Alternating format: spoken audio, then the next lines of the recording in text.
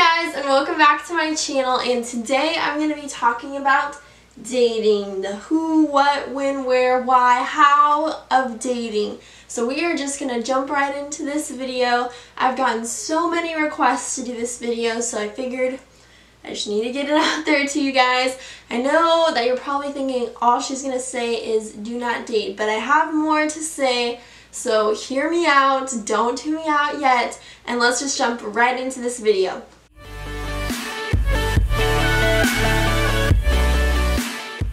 If you didn't already know, I am dating someone. I'm dating Alec, and he's been in a few of my videos before.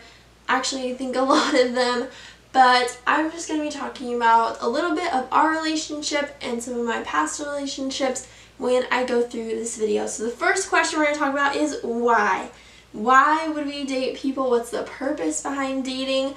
And there's a difference between society's purpose and their reasoning for dating and God's purpose for dating. So I'm going to explain both of those today. Society tells us that dating is just for fun and it's just to find love or find a partner or just because everyone else is doing it. And we know that society tells us this by TV shows and movies and music and people that we talk to. We just see it everywhere.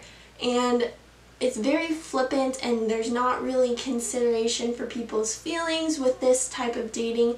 But on the contrary, God's design for dating and just Christian dating is to find someone that you want to marry someday, which is very countercultural, but that's what the purpose is for dating. I feel like people don't really like this purpose and they're like, hey, I'm still young, like I just want to do whatever I want to do, but why put yourself through so much heartache from all these different guys or girls, depending on your gender, because you're just being young and having fun? That's just so much pain that you could avoid, I feel like. That's just me just saying, but that's just what I feel. This also goes with talking to people. Talking to people is very popular nowadays. People don't date as much as they do just talking to people on social media or texting, and this is the same thing. I don't think you should be talking to people if you aren't having the intention of marrying them someday. Why emotionally invest yourself in a person if you don't want to marry them someday and don't see a future with them? I just don't see the point of putting you through that pain if it doesn't work out, which it probably won't. Most people understand the purpose of dating and why we should be looking for people that we want to marry someday. So now we're talking about who. Who are the people that we should be dating? And I think there's something you need to do before you're even thinking about dating, especially younger people, is to have some standards. Like, obviously we know that if there is someone that we cannot see ourselves marry one day, they're not in consideration. But if there is someone in consideration and you could see yourself marrying them one day, then you will already have some standards that you set in place previously that you can place that person up again. They're different for every single person, but some standards could be they have to be driven and have motivation and goals in life, or they have to work in this certain field. Some people want people that are going in the same direction as them. For me, I really wanted someone that was going to be in ministry because my entire life is devoted to ministry. So I needed someone that had that same goal and understood how all of that works, because it's a total different world than just regular jobs. Like I said, this list of standards is different for every single person. So whatever you really feel like are important standards, some must-haves, if they don't meet this requirement, then they are not even in my consideration. Those must-have requirements for your future person, that is what you need to have set out already before you even consider dating someone. So I'm sure there's going to be a lot of people that meet your standards, but before you go dating everyone, let's talk about the how of dating. How do we go about dating? And the first thing that we need to consider after you've looked at a person and said, yes, this is someone I could see myself marrying, and after you had them up against your standards and you're like, yes, they fit all of my standards, obviously, we need to pray first. God's opinion is so important, and He knows the person that could perfectly work well with you. So you have to ask Him about the person that you're considering. Pray about it and just see if the Lord opens some doors that make it seem like you guys should be together. Now that you prayed about this person, the next step is to seek godly counsel. And the Bible actually tells us that we should do this. It says so in Proverbs 19:20. Listen to advice and accept discipline, and at the end you will be counted among the wise. When you're considering someone to date, seek godly counsel, and don't just seek the advice of your friends, because they're going to be like, oh yeah, totally, probably to every person you bring to them. So make sure that you seek pastors, youth pastors, spiritual mentors, people like that actually can hear from God on your behalf and can give you some real advice about this person that you're considering. If your godly counsel suggests that maybe you should start hanging out with this person, then you should do so, but hang out with them in group settings.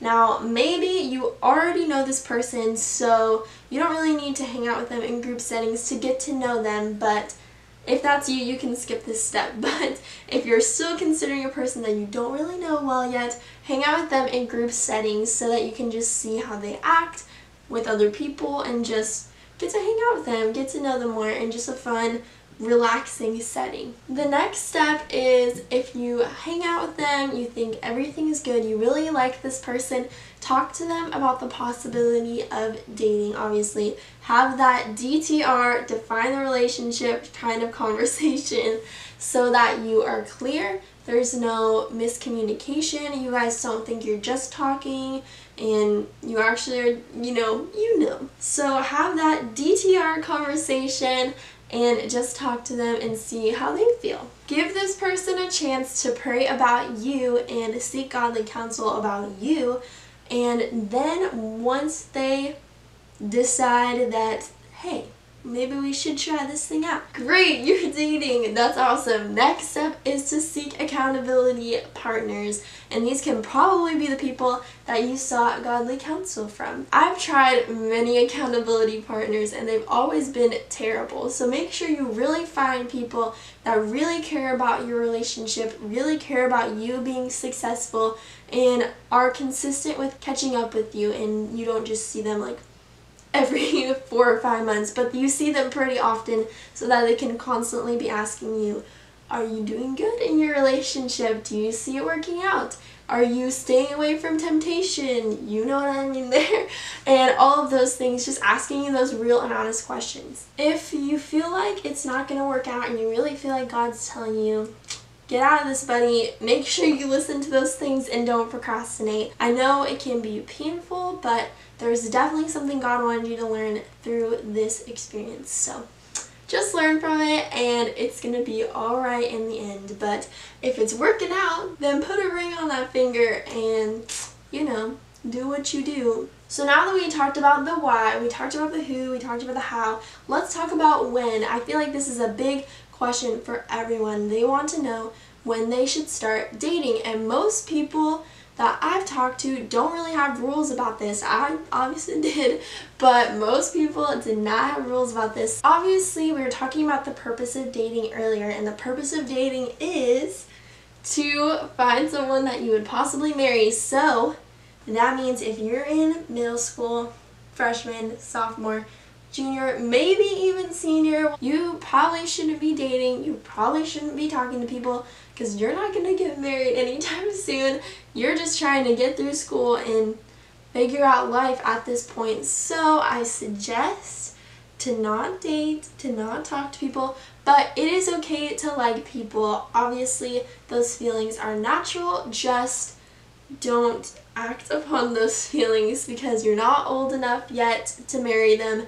So why try to start a relationship that probably will only end in heartbreak? There's a Bible verse that actually goes along with this topic about how young or old you are. It's Song of Solomon 8:4, and it says, "Daughters of Jerusalem, I charge you, do not arouse or waken love until it so desires." And what that means is, Don't do it before it's time. Don't do it before you are going to possibly get married or you're old enough to get married. In my experience, I had a really hard time trusting God with the one or the person that I knew He designed me to be with. And it wasn't until God literally placed Alec in front of me that I was like, oh, this makes so much sense, because before I was trying to force so many relationships that would not have worked out in the long run, and I forced way too many of them.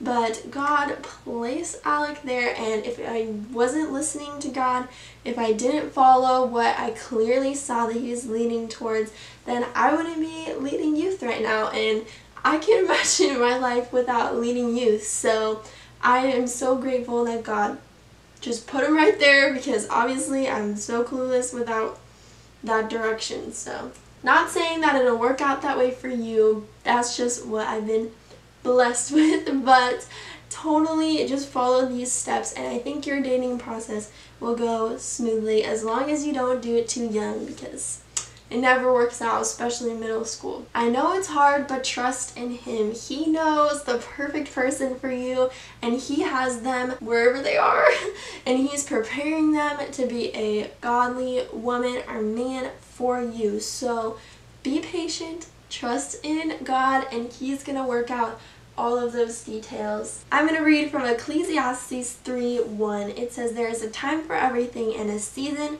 for every activity under the heavens." So just be patient. God has a time for you to be dating, and probably, I can almost guarantee you it's not in middle school or high school, but there is a season God has for you where you will be dating someone and you'll get to fall in love with them, and it'll be so beautiful the way God designed it to be. So be patient, wait for that season to come, and it will be so beautiful when it does happen. So that is my dating video. If you have any more questions, just leave them down below and I'd love to answer them.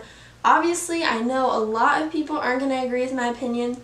Totally fine, but this is just what I've learned, and if I could go back, I would totally do it this way and do it completely differently, but I just think this is a wise way to do it. If you enjoyed this video, give it a thumbs up, and if you have any more video requests or things that I should talk about, leave them down below in the comment section. I will see you guys next Wednesday with a new video. Goodbye, guys! Great! You're dating! Awesome! Next step, then put a ring on that finger, buddy. Oh my gosh. Don't.